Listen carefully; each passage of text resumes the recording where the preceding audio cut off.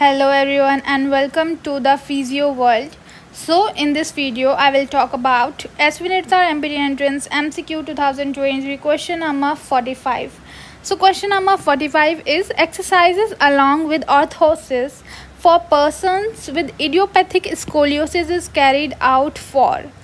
So जब भी कोई भी स्कोलियोसिस का जो भी पेशेंट होता है, इडियोपैथिक स्कोलियोसिस मींस कि बिना किसी रीज़न के जो स्कोलियोसिस हो जाती है. सो स्कोलियोसिस का बेसिकली जो कॉज होता है वो इडियोपैथिक ही होता है, means not known. Okay, so in patients के लिए एक्सरसाइजेस के साथ ऑर्थोसिस कब प्रिस्क्राइब करते हैं? जब स्कोलियोसिस का जो एंगल होता है जिसको हम कॉब्स एंगल बोलते हैं वो कितना डिग्री होता है.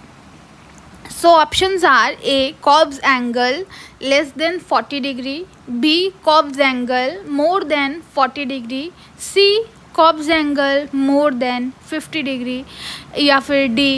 Angle does not matter. Okay.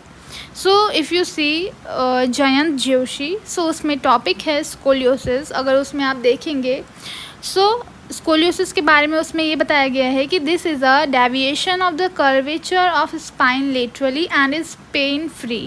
It is more common up to the age of 10 years. It can be congenital, idiopathic और न्यूरोमस्कुलर.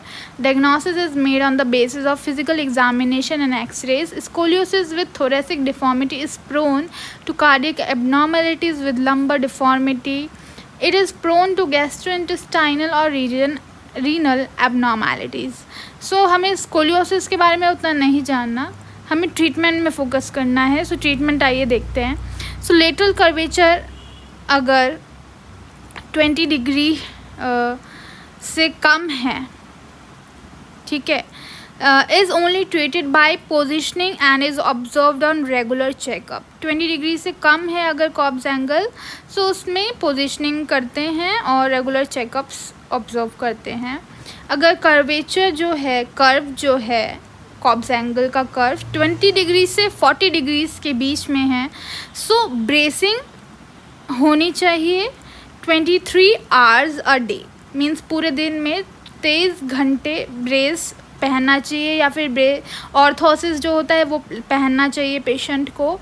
सो यहाँ पे आप जो नोट कर लीजिए, जो एंगल है वो 20 डिग्रीज से 40 डिग्रीज के अंदर, तब ऑर्थोसिस या ब्रेस पहनना चाहिए पेशेंट को 23 hours अ डे.